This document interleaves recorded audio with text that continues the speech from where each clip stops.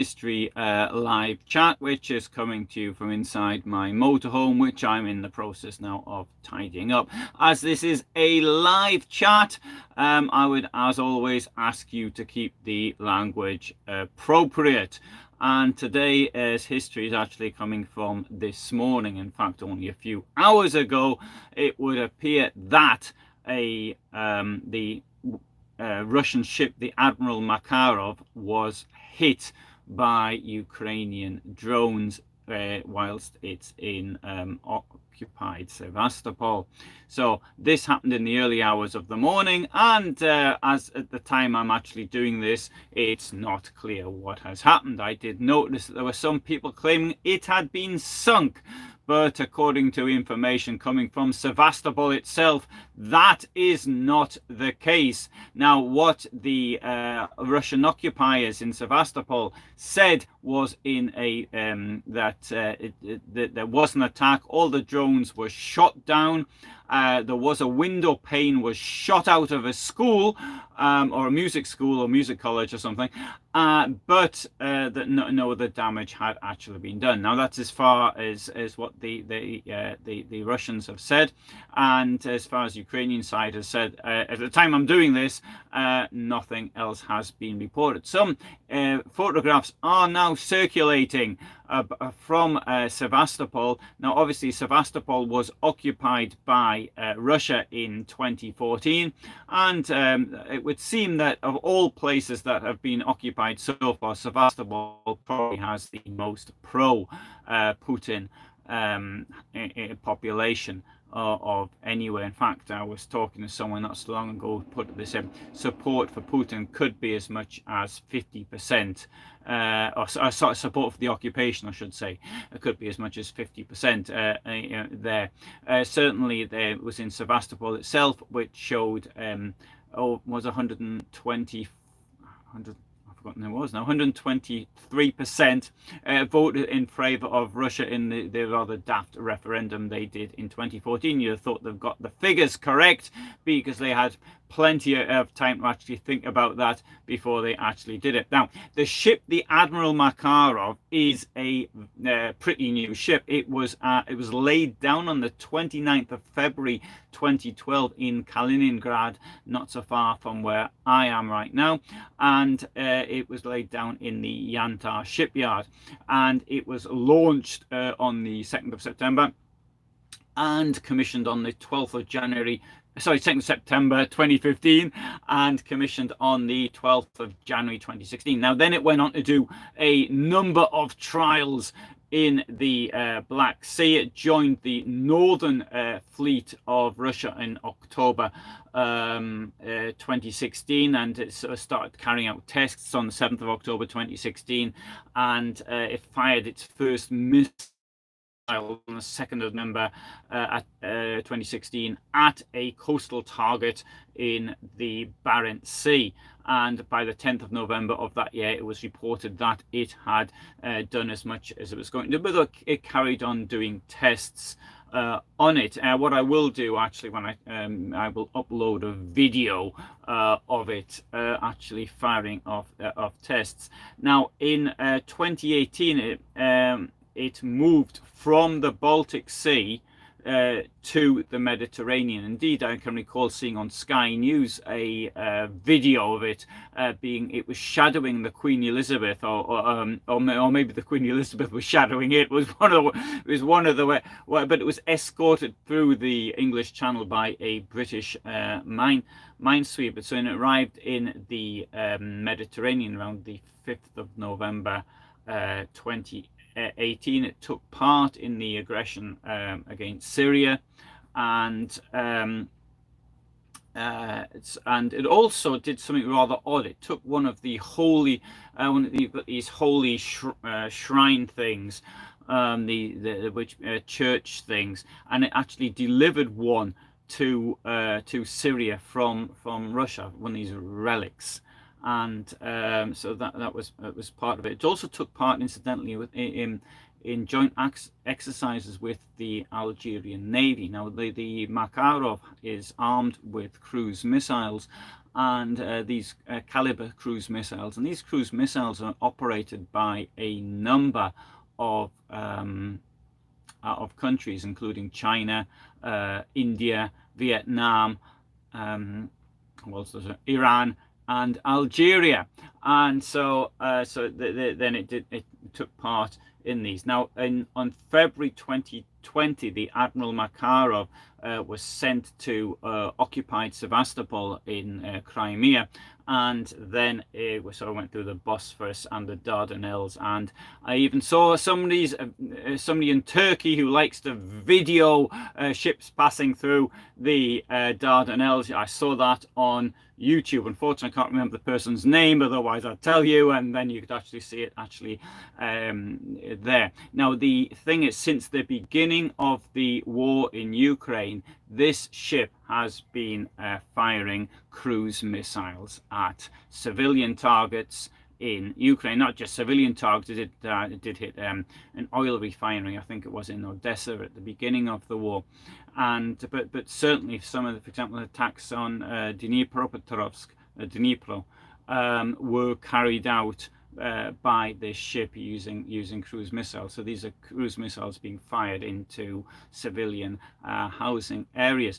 On the 6th of May, I think it was 7th of May, and oh, sorry, yes, yeah, very good point. Buster writes it was a true piece of the cross on the Moskva. Yes, indeed, there was a true piece of the cross. In fact, there was 12 of the true pieces of the cross. Now there's only 11 of them in Russia, because one of them is at the bottom of the sea on these true bits of the cross. So in future, I would suggest anyone who's got any true bits of the cross, then they show a little bit more care with it. So anyway, so the cruise missiles being fired from this ship into Ukraine, and there wasn't a 6th, 7th, or 8th, I can't remember, 6th or 7th of May, I can't remember the exact date now. It was reported that it had been hit, and it might have been hit, or it might not have been hit. That is not clear in the circumstances, but I rather feel that it wasn't hit, even though it was widely reported that it had been hit. The Moskva, of course, sank not shortly afterwards. Now, the first time it was hit, when it wasn't really, that was a Ukrainian cruise missile, the Neptune. There's the same one that sunk the Moskva. So I think that this could be a bit of an exaggeration at present, although I was told by somebody not so far from that one ship was hit, although the person who told me was unable to identify it. So I mean, in being hit. Now, apparently, as I speak, there are 2 fires on board the ship. So it does mean to suggest that it is unlikely that the thing is actually going to sink. However, it does make the case very clearly that those parts of the Russian armed forces that are carrying out these terrorist attacks on civilian infrastructure in Ukraine themselves can be liable to being hit. A number of the, up until now, often they do it from places where the Ukrainians can't actually fight back from. So, for example, when there was my time in Ukraine, I've been close to being bombarded twice. So the explosions didn't happen that far from me. The first time it was from a plane which appears to have taken off from Saratov, and missiles were fired over the Black Sea. And the second time, it appears that the missiles actually came from near Brześć nad Bugiem, Brest-Litovsk, only 6 kilometers from the Polish border, and fired from there. It appears, I don't know, I wasn't tracking the missiles, so I just know what I read later. So anyway, there's a bit of quick news from Ukraine, which I'm just sort of putting up now on this site. I have done my best to follow the war, including my visits there. I shall be back there in a couple of weeks' time, and but normally what I do is all about is largely about the Third Reich and the communist period in Germany and the Soviet Union. So if you're interested in that, then this is the place to subscribe to. And as I'm sitting here right now, I'm putting together videos I prepared on a similar naval theme, but that naval theme is related to the evacuation of East Prussia in 1945 and the largest sinkings ever in history. Sorry, so we've got okay, CC mentions, and I'm going to repeat this, it doesn't agree with me, but I'm going to make the point.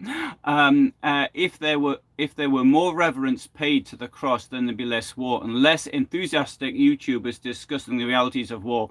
What about the Putin in each one of us? Well, there is a good point actually at the very I do what about the Putin in each one of us? And I can say this as someone who's had first-hand experience of war is not very pleasant at all, and particularly for the victims of it. And when you see what there has happened to the civilians, now as to what Putin is, he is somebody who is effectively he's a thief, he's a kleptocrat, somebody who uses the instruments of power to actually steal for himself. And Robert here mentions the fact there's no Putin in most people. Yeah, I think the truth lays there somewhere between the two of you, in fact. I think there may be, the greed may exist in many people, and the desire to do harm to others. Maybe not physical harm, but lots of people do make nasty comments to others and things of that nature.